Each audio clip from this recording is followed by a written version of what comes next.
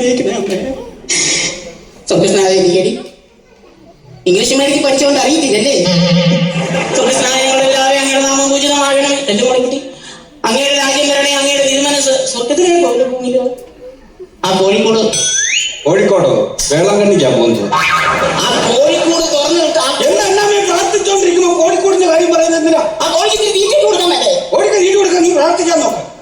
പരിശുദ്ധ മറിയമേ തമ്പുരാന്റെ അമ്മേ, ഒരേ ഒരു ചെറുക്കം കുടി നിർത്തി ഭാവികളായ ഞങ്ങൾക്ക് വേണ്ടി തമ്പുരാനോട് അപേക്ഷിച്ചിടണേ അമ്മേ മാതാവേ. ആ കഞ്ഞി തിളച്ച് പൊങ്ങും അവിടെ. ആ കഞ്ഞി അടുക്കള തിളച്ച് പൊങ്ങനെ കണ്ടോ? പൊങ്ങുന്ന കയറി ഇഷ്ടി എടുത്തോ കഥ താന്നു പോക്കോളൂ. എന്താമ്മ ആ ചെറുക്കൻ കള്ളുകൂടി നിർത്താൻ വേണ്ടി നമ്മൾ പ്രാർത്ഥിച്ചിട്ടാണോ ആ പാവം കള്ളുകൂടി നിർത്തിയത്? നേരത്തെ നീയാണോ വേളാങ്കണ്ണി ചെന്ന് അവന്റെ മുടിയാക്കാവും? മുടിയൊക്കെ നേരത്തെ ഞാനൊന്ന് പ്രാർത്ഥിച്ചോട്ടെ. അമ്മ എനിക്ക് എല്ലാം നേടി തന്നിട്ടുണ്ട്. അമ്മ എന്റെ പൊന്നമ്മേ, എന്റെ വേളാങ്കണ്ണി അമ്മ, എനിക്കൊരു കാര്യം അമ്മയോട് പറയാനുള്ളൂ. അവന് ഇവിടുന്ന് രാവിലെ കുടിക്കാനായിട്ട് കൂട്ടിക്കൊണ്ട് പോകുന്ന സുഖു, രഞ്ജിത്ത്, ദിനേശ്, ഇവന്മാരുടെ എല്ലാം മണ്ടയില് ഇടുത്തി വീഴണേ. മണ്ടേ മാത്രമാക്കണ്ട, ട്യൂസ്ഡേയിലും വെനസ്ഡേയിലും സൺഡേയിലും ഒക്കെ ഇടുത്തി വീഴണേ. ആഴ്ച ഒരു ദിവസം പോലും ഇവന്മാർ തലമുക്കി എന്നെ എങ്ങനെ വിളിച്ചോണ്ട് പോകും? അമ്മ മാതാവേ, എനിക്ക് അമ്മയോട് പറയാനുള്ളത്, ആ മകൻ ഇതുവരെ വീട്ടിലോട്ട് കയറി വന്നിട്ടില്ല. അമ്മേ, ആ മകന് സ്വബുദ്ധി കൊടുക്കണേ അമ്മേ. അവന്റെ കയ്യിൽ പിശാചി കയറിയിട്ട് അമ്മേ, അമ്മയുടെ വലിയ കരുണ കൊണ്ട് അവനുള്ള പിശാച് അമ്മയുടെ വലിയ കരുണ കൊണ്ട് വിട്ടുപോട്ടെ. ഭീഷണിപ്പെടുത്തുവോ? വിട്ടുപോട്ടെ, പിശാച് വിട്ടുപോട്ടെ. സണ്ണിച്ചിലുള്ള പിശാച് സണ്ണിച്ച വിട്ടുപോട്ടെ. എങ്കിലും പോട്ടെ സണ്ണിച്ചൻ, വിട്ടുപോട്ടെ. പിശാച് വിട്ടുപോട്ടെ, സണ്ണിച്ചൻ പിശാച് വിട്ടുപോട്ടെ. അത് കൊള്ളാലോ. ഒരുങ്ങി വരാൻ പറഞ്ഞു വിട്ടുപോക്കോളെ. ഞാൻ പോവാ. എടാ അമ്മച്ചി പ്രാർത്ഥിച്ച് നിന്നിലുള്ള പിശാച് വിട്ടുപോകട്ടെ നാടാ. അന്നേരം നീ എന്നാ വർത്തനം വഴിയും പറയുന്നത്? ഈ കോലം കണ്ട ഏതെങ്കിലും പിശാചി ഇവിടെ വന്ന് നിൽക്കൂ? അപ്പോഴാണ് ജീവനം കൊണ്ട് ഞാൻ വിട്ടു പോകത്തില്ലയോ? എന്നാ പോലെ പാടായിട്ട് ഇച്ചിരി വൃത്തിയും എനിക്കൊക്കെ നടക്കാൻ പഠിക്കുക കേട്ടോ. സ്റ്റൈലല്ലേ? എന്താ സ്റ്റൈല്? അന്യ ഈ സ്റ്റൈലുമായിട്ട് ഇനി നടന്നാൽ ഈ വീട്ടിൽ നിന്ന് എന്നേക്കുമാണ് ഇങ്ങനെ ഇറക്കി വിടുവന്ന. കർത്താവ് പറഞ്ഞിരിക്കുന്ന സ്വന്തം വീർപ്പ് കൊണ്ട് അപ്പം ഭക്ഷിക്കണമെന്ന് അറിയാവോ? ആണോ? ആ, എന്നൊരു കാര്യം അമ്മ അപ്പം ചുള്ള എന്നെ ഒന്ന് വിളിച്ചാൽ മതി. എന്നാ ഞാൻ ആ വേർപ്പ് കൊണ്ട് അവിടെ ഇടാം. എന്നിട്ട് അതാ അപ്പം ഇല്ലാതെ എന്റെ വേർപ്പ് അപ്പം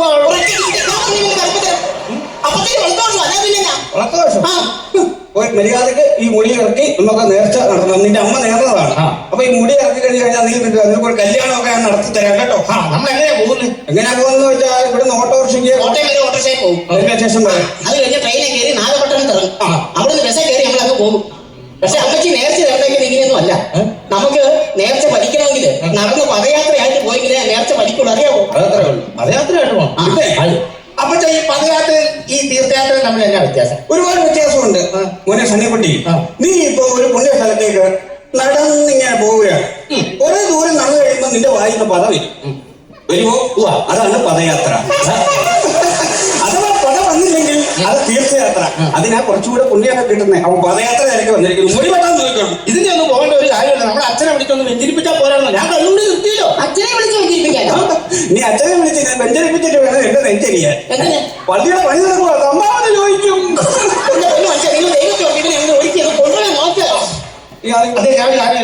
ഈ തമിഴൊക്കെ പറയണ്ട അങ്ങോട്ട് ഇറങ്ങി നമുക്ക് ഈ ഭരണങ്ങാനം പള്ളി പോയി മുടി വെച്ചാൽ പോരെ. ഭരണങ്ങാനം പള്ളിയാണോ നേരത്തെ വന്നിരിക്കുന്നത്? വേറെ പള്ളിക്ക് മുടി വെക്കണമെന്നല്ലേ നേരത്തെ വന്നിരിക്കുന്നത്?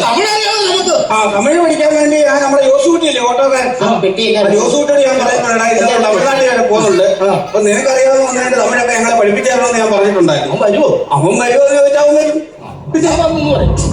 അതാ യോസൂട്ടി വന്നിട്ട്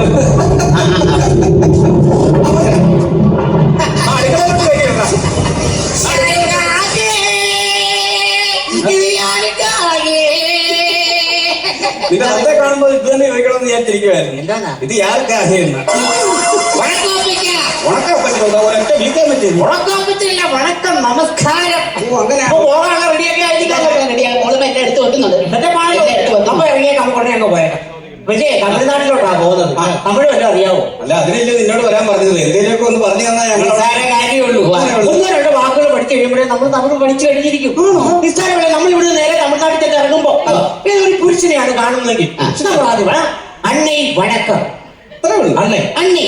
പെണ്ണുങ്ങളാണെങ്കിൽ പെണ്ണെ, ഞാൻ പറയാം. പെണ്ണുങ്ങളാണെങ്കിൽ അക്ക, അണ്ണേ അക്കെ. ഈ രണ്ട് വാക്ക് പഠിച്ചു കഴിഞ്ഞാൽ നമ്മളെല്ലാം പഠിച്ചു. നമ്മൾ അവിടെ ചെന്ന് ഒരു ഗ്ലാസ് വെള്ളം വേണമെന്ന് എങ്ങനെയാണ് തമിഴ് പറയുന്നത്? നിസ്സാരമായിട്ട് പറയാമല്ലോ.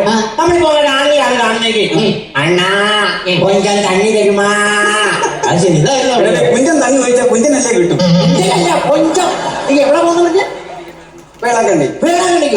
എന്തിനാ പോകുന്നത്? ഇവന്റെ മുടി ഇറക്കണം, അവന്റെ നേർച്ചയാ. എന്റെ കല്ലൂടി നിന്ന് കല്ലുകൂടി നിർത്തി വേളാങ്കണ്ണി നേർച്ച പറഞ്ഞിട്ടാ. ഇനി അവിടെ പോയി മുടിയൊക്കെ ഇറക്കി സുന്ദരനാക്കട്ടെ.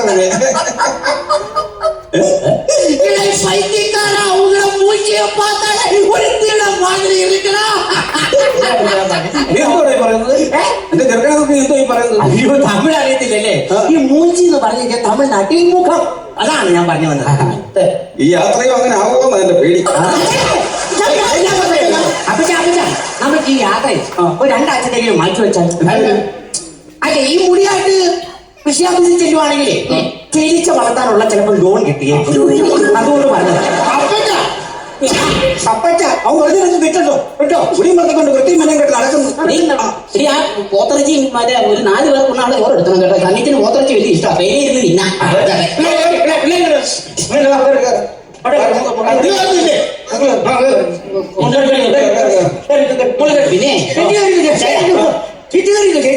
നമ്മളൊരു 4 ദിവസം കഴിഞ്ഞല്ലേ ഇങ്ങോട്ട് വരത്തുള്ളൂ. പിന്നെ വേളാങ്കണ്ണി ചെന്ന് അവിടെ നിന്ന് താമസിച്ചു മുടി ഇറക്കിയിട്ടൊക്കെ വരുമ്പോഴത്തേക്ക് 4 ദിവസം കഴിയും. അയ്യോ, എന്റെ കോഴി പട്ടിണിയായി പോകും.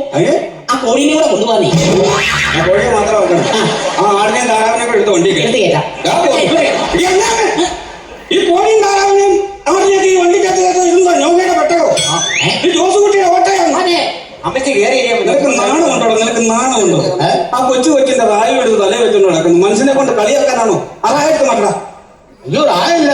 രാവിലെ നാക്ക് പഠിച്ചിട്ട് അങ്ങനെ എടുത്തു വെക്കാൻ മറന്നു. അപ്പച്ച എനിക്കൂടെ തരുമോ?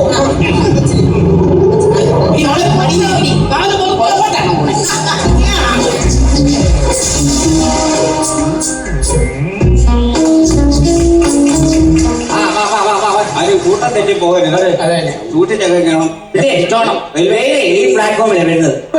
അവിടെ ശ്രദ്ധിച്ചു ഈ റെയിൽവേ സ്റ്റേഷനൊക്കെ നമ്മൾ ആദ്യമായിട്ട് കാണും.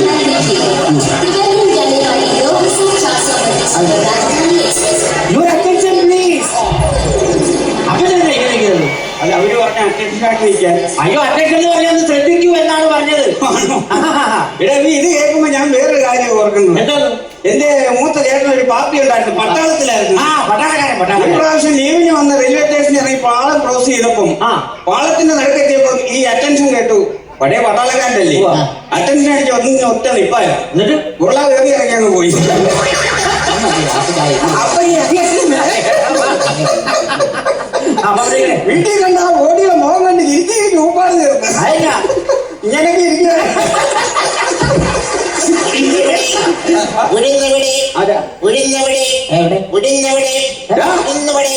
എവിടാ കൊണ്ടെന്ന് വെച്ചാൽ അവിടെ പോയി നോക്കാം. ഉഴുന്ന് എല്ലായിടത്തും കൊണ്ടുവച്ചിട്ട് ഞങ്ങളോടാണ് ഇരിക്കുന്നത്. ഞങ്ങൾ ഇപ്പൊ ഇങ്ങോട്ട് വന്നേ ഉള്ളൂ. സാറേ, ഉഴുന്നല്ല സാറേ, ഉഴുന്നുവട. അത് ശരിക്കും ഉഴുന്നുവട എന്ന് പറഞ്ഞതാ. ഉഴുന്നുവട എന്ന് പറഞ്ഞതാ. എടാ, അത് ശരിക്കും പറയണം.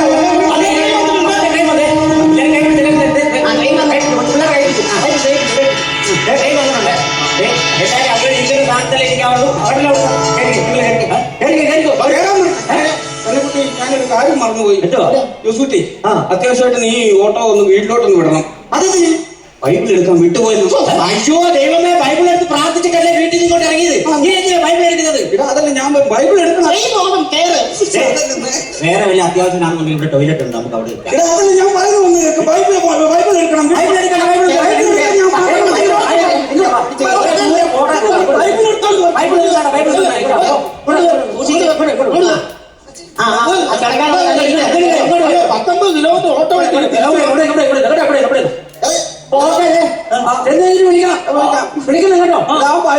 പേടിക്കണ്ട, ബൈബിളിന്റെ കാര്യമൊക്കെ ഞാൻ അവിടെ ചെല്ലുമ്പോഴത്തേക്കും തമിഴിന്റെ, തെലുങ്കിന്റെ, ഇംഗ്ലീഷിന്റെ ബൈബിളൊക്കെ അവിടെ കാണുമല്ലോ. അവിടെ മേടിച്ചോണ്ട് വന്നാൽ മതി. മലയാളം വായിക്കാതെ ഇംഗ്ലീഷ് വായിക്കാം.